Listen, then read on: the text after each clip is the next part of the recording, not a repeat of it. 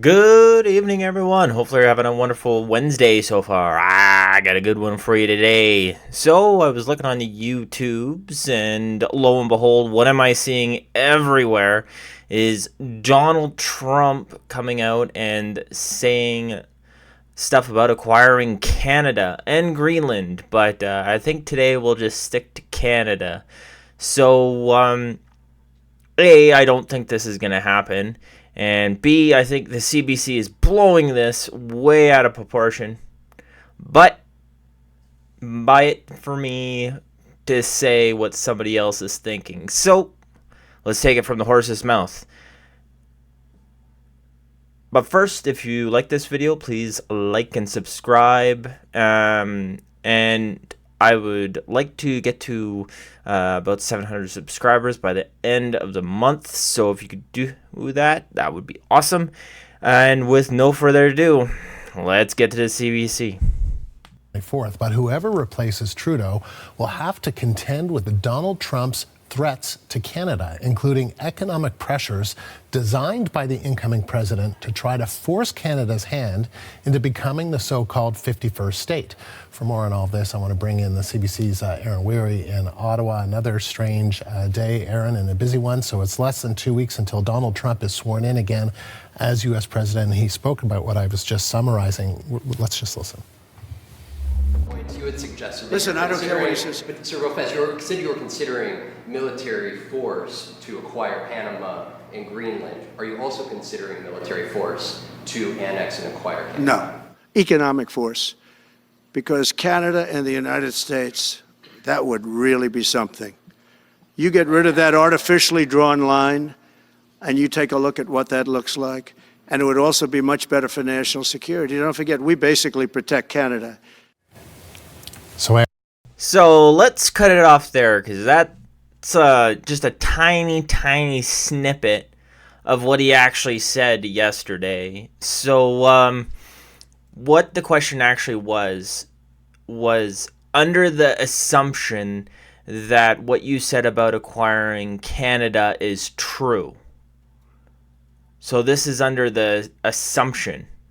And plus, I don't like how Donald Trump is really using per se leftist words, saying that the border is artificially drawn lines, because he's been going after a lot of people who's been saying that about the borders between the US and Mexico, and that's the same thing when you're talking the US and Canada. But let's go to Fox News and see the actual video, an actual interview that they were doing with Donald Trump. President, if we were to work under the assumption that you're serious about making Canada 51st state of the United States, under the assumption, the leader of the Conservative Party in Canada said, under no circumstance will it ever be the 51st state. Maybe he won't win, but maybe he will. I don't care. You had suggested. Listen, I don't care what he says. But Sir Lopez, you said you were considering military force to acquire Panama and Greenland. Are you also considering military force to annex and acquire Canada? No, economic force, because Canada and the United States, that would really be something. You get rid of that artificially drawn line, and you take a look at what that looks like, and it would also be much better for national security. Don't forget, we basically protect Canada. But here's the problem with Canada. So many friends up there. I love the Canadian people. They're great. But we're spending hundreds of billions a year to protect it. We're spending hundreds of billions a year to take care of Canada. We lose in trade deficits. We're losing massive. We don't need their cars. You know, they make 20% of our cars. We don't need that. I'd rather make them in Detroit. We don't need the cars. We don't need their lumber. We have massive fields of lumber. We don't need their lumber. We have to unrestrict them because stupid people put, restrictions on, but I can do that with an executive. Trump, the last NAFTA agreement, you put tariffs on Canadian lumber. So apparently you wanted cheaper Canadian lumber. Just saying. I have to stop you there. I like you, Donald Trump, but of order. We don't need anything they have. We don't need their dairy products. We have more than they have. We don't need anything. So why are we losing $200 billion a year and more to protect Canada? And I said that to, as I called him, Governor Trudeau. I said, listen, what would happen if we didn't subsidize you, if we didn't, because we give them a lot of money. We help them. As an example, we're buying icebreakers, and Canada wants to join us in the buying of icebreakers. I said, we don't really want to have a partner in the buying of icebreakers. We don't need a partner. But the U.S. the right to lay claim to us. no right. Nope, no right. Here's what we have. We have a right not to help them with their financial difficulties because we owe $36 trillion too. We're going to start knocking it out pretty fast, but we're going to be able to do it because of energy and other things. But no right. No right. But why are we supporting a country, $200 billion plus a year? Our military is at their disposal. All of these other things, they should be a state. That's why I told Trudeau when he came down, I said, what would happen if we didn't do it? He said Canada would dissolve. Canada wouldn't be able to function if we didn't take their 20% of our car market. They send us hundreds of thousands of cars. They make a lot of money with that. They send us a lot of other things that we don't need. We don't need their cars, and we don't need the other products. We don't need their milk. We got a lot of milk. We got a lot of everything, and we don't need any of it. So I said to him, well, why are we doing it? He said, I don't really know. He was unable to answer the question. But I can answer it. We're doing it because of habit, and we're doing it because we like our neighbors, and we've been good neighbors. And why would Trudeau tell you that if you stop trade or stop trade on these things, what would happen in Canada? And then he tells them Canada would fall. I mean, as a leader, why wouldn't you say, oh, we'll just trade to Asia? Because that's an emerging market right there, and a massive emerging market. Or just say, well, we trade to China. They're our second biggest trading partner. Oh, the UK's right beside there, and they're begging for our oil and all of Europe. The sheer amount of oil that the U.S. gets from Alberta is massive. And if you think about it this way, they get it for pennies on the dollar. They get the oil from Alberta way cheaper than Canadians actually do. It's ridiculous. And it's actually a big thing here in Alberta.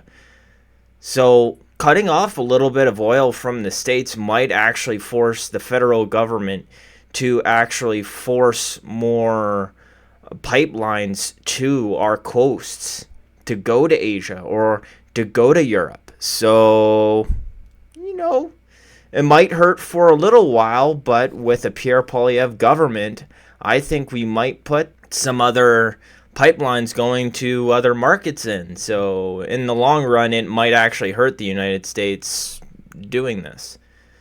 And about the northern, I think it's called like the Northern Gateway, going through, I'm just going to call it the North Pole because I can't remember.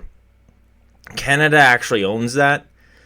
That's part of the Northwest Territories, so that's why we're acquiring the icebreakers. The U.S., from what I know, the U.S. isn't gifting it to us. They're loaning it to us, so we're buying those icebreakers. Just like we're buying, I can't remember the actual planes, like what they're actually called, but the fighter jets that the U.S. creates, we actually buy. So we were not gifted. It's not like Christmas here. So there's a few shaky things that it's not wrong, but it's not right as well. But we can't do it forever, and it's a tremendous amount of money. And why should we have a $200 billion deficit and add on to that many, many other things that we give them in terms of subsidy? And I said, that's okay to have if you're a state. But if you're another country, we don't want to have it. We're not going to have it with European Union either. European Union, we have a trade deficit of $350 billion. They don't take our cars. They don't take our farm product. They don't take anything. And so we're not going to have it with them either. Brian, go ahead. Yes. Happy New Year, by the way. Thank you. We have some breaking news. So that's pretty much the whole question from Fox News to Donald Trump. And this is what people are kind of freaking out about. And like I said in the beginning, he asked under the assumption that it was true. The good thing is Trump's not like Trudeau, where he sort of just gives his talking points. He actually answers the actual question.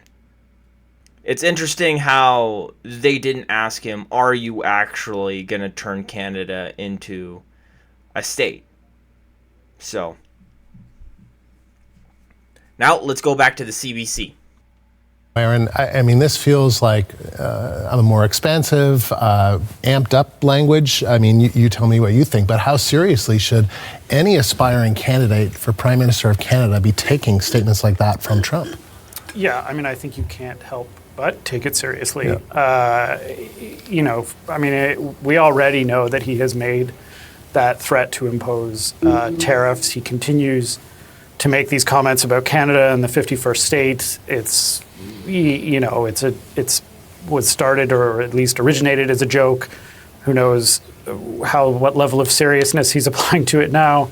But you can't, help but respond to it if you're a political leader, because Canadians are going to be looking for some kind of response. And it's going to be a litmus test and a factor in any Liberal leadership race. The question of how to deal with Donald Trump is going to be a major factor. It's a major question for the opposition leaders. It's a major question for the premiers. It's unavoidable, as unavoidable as our relationship with the United States is. And Trudeau has responded. He tweeted, there isn't a snowball's chance in hell that Canada would become part of the United States, saying that workers and communities benefit. And we heard from Mélanie Joly say that we will stand up, I'm summarizing, but we will stand up against any threats. I mean, is that enough?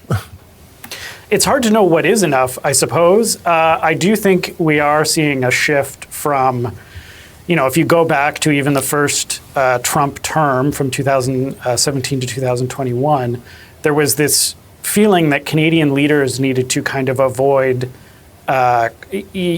picking fights unnecessary fights with the Trump administration, wading into American politics. I think we're now at a point where sort of trying to play nice and trying to offer practical solutions isn't necessarily what political leaders think they need to do or what Canadians are looking for. I think you saw that most strikingly from Ontario Premier Doug Ford yesterday with his comments about, well, maybe we'll buy Alaska and Minnesota. I think there is now an appetite or a desire for some kind of responding in kind. Not. Yeah, and how is that going to work? How are we going to buy Alaska or Minnesota when Ontario, on average, is as rich as the poorest state in the United States? And after Trudeau is trying to put up a big front against Donald Trump and the United States, but he's pretty much destroyed the economic power of Canada and told the European Union that we aren't going to be selling you oil. There's no future in natural gas and oil, is what he said to them when they came and asked for it. So I don't understand how we even have any negotiating power with Donald Trump. We can't necessarily win a tit for tat battle with the United States, but there does seem to be a desire for some kind of stronger response. And I think, in a way, Justin Trudeau not having to worry about re-election, not having to worry about necessarily his own political fortunes, is maybe slightly more unencumbered now to kind of, fire the odd tweet back. Because, Aaron, I think it's kind of the narrative is Oh, sorry. And the CBC, come on. You're talking about, Trudeau, since he's not back up for election, he can have the gumption and the can-do attitude to send a tweet back and forth and send a mean tweet. A tweet's not. He should be coming out on the podium and being like, hey, Donald Trump, Canadians aren't doing this and we're not taking this from you. Especially since he's not going to be in power after March 24th. He knows he's going to be out, so what does he have to lose? So grow some testicles and come out and speak out against Donald Trump. Do what a leader is supposed to do since you got no skin in the game. Ticks me off. Sort of change. It seemed as though, maybe this was about Justin Trudeau and Donald Trump not really liking the prime minister. And so maybe that's what it was all about. But now Justin Trudeau is stepping down. Maybe Donald Trump is using this as a moment because he senses some vulnerability, some weakness. But even with Pierre Poilievre, he said, I don't know whether he'll be the leader, but we would be more aligned. It doesn't really seem to matter, though, to Donald Trump. I mean, these threats, whoever is Prime Minister of Canada, these kind of threats, it's just not something that you normally hear from an incoming American president. Right. I think that's a good point. If you go back to when Donald Trump was first elected, there were these concerns about, he doesn't seem to really like Justin Trudeau. Can they get along? He doesn't really like Chrystia Freeland. Should she be involved in this? I think you may be seeing that it's not really about personal relationships necessarily, so much as it is about his kind of general swagger and approach to other countries, to other parties, to his own power and desire to use it, his own kind of willingness to sort of poke and prod and see what he can sort of get out of situations. This really is, it is probably a reminder that whoever is prime minister, and we may have a couple in the next little while, is going to have to face probably the same situation, that Donald Trump is who he is, and he's going to behave as he does. And that is a massive question for Canada, practically in policy terms, economically, politically, socially. It's a massive challenge, and that's something we're going to have to deal with one way or another. I wonder what it is that's sort of, I don't think it's going to be a massive challenge if we get Pierre Poilievre because he's a good leader. He'll actually stand up for Canadians. He's got a backbone. So if Donald Trump tries to pull something like this, he'll come out and just call Donald Trump out. He'll actually be a leader, not like what Jagmeet's saying or any of a liberal leader would do. Because, Chrystia Freeland and even Mark Carney don't have a backbone worth anything. So, like you said, Donald Trump is being Donald Trump. This is just who he is. He's going for the big ask. He's going for what he was voted in on, America first. So maybe Canadians and our federal government should go Canada first and be like, we're going to buy more Asian and UK cars, and we're going to ramp up our automobile sector and not sell them to the States. You get a lot of oil from us, U.S., and we get most of ours from now China and produce our own. So we're going to ramp that stuff up and, not going to get anything from you because, use climate change, right? Just be like, it seems like you're using a lot of emissions to increase your oil production. So because we care about the global climate, I mean, and Canada wants to be a leader, and we got, very, very good green technology in Alberta. We're just going to ramp it up here and not import as much from the States. I'm sorry about that. Oh, yeah, and we're going to be building pipelines out through BC and put in Energy East. We don't, unfortunately, not much will be sent to you. So, Canada first. And then let's see what Donald Trump would say after that. That's what Trudeau should have said to Trump. But of course, he can't think on the fly and he doesn't have a spine.